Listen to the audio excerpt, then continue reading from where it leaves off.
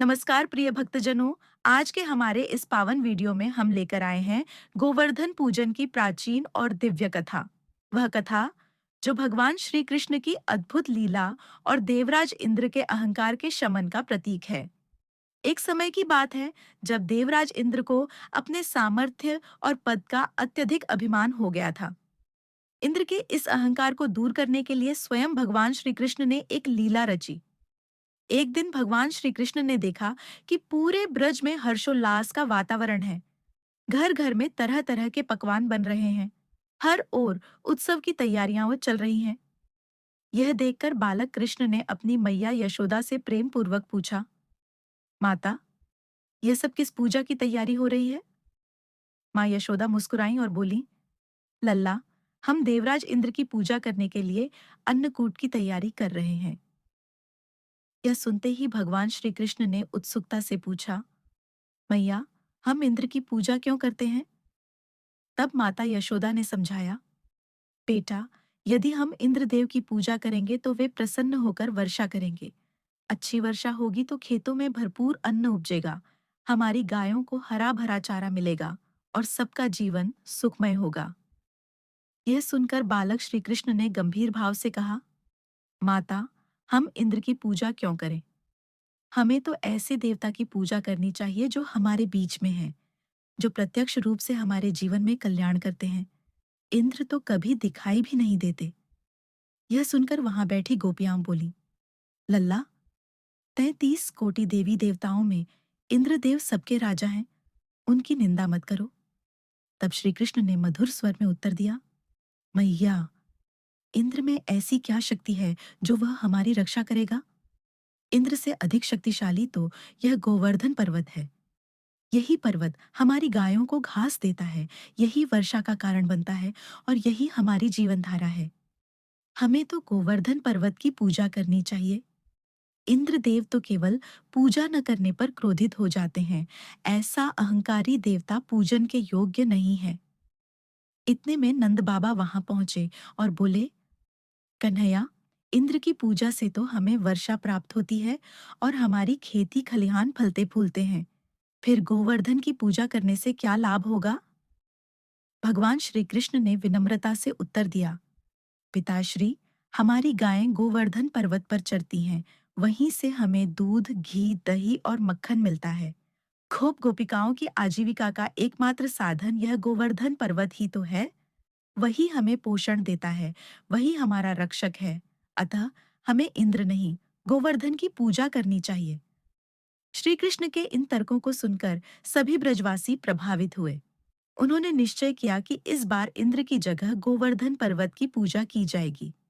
सभी ने मिलकर श्री कृष्ण द्वारा बताई विधि से गोवर्धन पूजन किया। भोग लगाया गया, अन्नकूट पर्व मनाया गया और सभी ने मिलकर जय गोवर्धन नाथ का जय घोष किया। गोवर्धन पर्वत ने भक्तिभाव से की गई पूजा को स्वीकार किया और समस्त ब्रजवासियों को आशीर्वाद दिया। इसी बीच नारद मुनि वहां पधारे। उन्होंने देखा कि ब्रज में अब इंद्र महोत्सव नहीं हो रहा। जब उन्होंने ग्वालों से पूछा तो ग्वालों ने कहा, अब हम इंद्रदेव की पूजा नहीं करते। श्री कृष्ण की आज्ञा से अब हम गोवर्धन पर्वत की पूजा करते हैं। यह सुनकर नारद मुनि सीधे इंद्रलोक पहुंचे और बोले, हे देवराज, आप तो अपने महल में सुखपूर्वक विश्राम कर रहे हैं, परंतु पृथ्वी पर ब्रजवासी अब आपकी पूजा छोड़कर गोवर्धन पर्वत की पूजा करने लगे हैं। यह सुनकर देवराज इंद्र के क्रोध की ज्वाला भड़क उठी। उन्हें लगा कि यह उनके सामर्थ्य का अपमान है। उन्होंने क्रोधवश बादलों को आज्ञा दी, जाओ, ब्रजभूमि पर प्रलयंकारी वर्षा बरसाओ।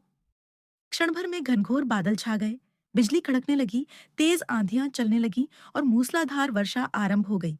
चारों ओर जल ही जल छा गया। ब्रजवासी भयभीत हो उठे, बच्चे रोने लगे, गायें घबराने लगीं। तब सब लोग श्री कृष्ण के पास दौड़े और बोले, लल्ला, अब हम क्या करें? भगवान मुस्कुराए और बोले, डरो मत, चलो, सब लोग गोवर्धन पर्वत की शरण में चलें। सभी ब्रजवासी अपनी गायों और बछड़ों सहित गोवर्धन की तराई में पहुंचे। तब भगवान श्री कृष्ण ने अपनी छोटी उंगली पर गोवर्धन पर्वत को उठा लिया और सभी ब्रजवासियों को उसके नीचे शरण दी। इंद्र ने और भी प्रचंड वर्षा करनी शुरू कर दी, परंतु भगवान श्री कृष्ण अचल रहे। उन्होंने सुदर्शन चक्र को आदेश दिया कि वह पर्वत के ऊपर जाकर वर्षा की गति को नियंत्रित करे और शेषनाग से कहा कि वह चारों ओर से आने वाले पानी को रोक दे। 7 दिनों तक लगातार वर्षा होती रही, लेकिन कोई ब्रजवासी कष्ट में नहीं आया। सभी गोवर्धन पर्वत की छाया में सुरक्षित और प्रसन्न थे। इंद्र को अब शंका हुई कि यह बालक कोई साधारण मनुष्य नहीं है। तभी ब्रह्मा जी वहां प्रकट हुए और बोले, हे इंद्रदेव, जिसे आप परास्त करने का प्रयास कर रहे हैं, वह कोई साधारण बालक नहीं, स्वयं भगवान श्रीहरि विष्णु का अवतार पूर्ण पुरुषोत्तम श्री कृष्ण है। यह सुनते ही इंद्रदेव लज्जित हो गए। उन्होंने शीघ्र ही वर्षा रोक दी और पृथ्वी पर उतर आए। वे भगवान श्री कृष्ण के चरणों में गिर पड़े और क्षमा मांगते हुए बोले, प्रभु, मेरे अहंकार ने मुझे अंधा कर दिया था, मुझे क्षमा करें। भगवान श्री कृष्ण ने उन्हें क्षमा किया और बोले, इंद्र, जो अपने अहंकार को त्याग देता है, वही वास्तव में देवता कहलाता है। तब इंद्रदेव ने भगवान की आराधना की और उनके चरणों में वंदन किया। तभी से यह परंपरा चली कि कार्तिक मास की अमावस्या के अगले दिन, अर्थात गोवर्धन पूजा के दिन, हम भगवान श्री कृष्ण द्वारा पूजित गोवर्धन पर्वत की आराधना करते हैं। इस दिन अन्नकूट का पर्व मनाया जाता है, गायों की पूजा की जाती है और यह विश्वास किया जाता है कि गोवर्धन पूजन करने से जीवन में सुख, समृद्धि और वर्षा का आशीर्वाद प्राप्त होता है। जय श्री कृष्ण। जय गोवर्धन नाथ महाराज की। यदि आपको यह कथा अच्छी लगी हो तो कृपया वीडियो को लाइक करें, शेयर करें और हमारे चैनल को सब्सक्राइब करें, ताकि ऐसी ही और पावन कथाएं आप तक निरंतर पहुंचती रहे। हरि नाम सदा आपके जीवन में गूंजता रहे। गोवर्धनधारी श्री कृष्ण भगवान की जय।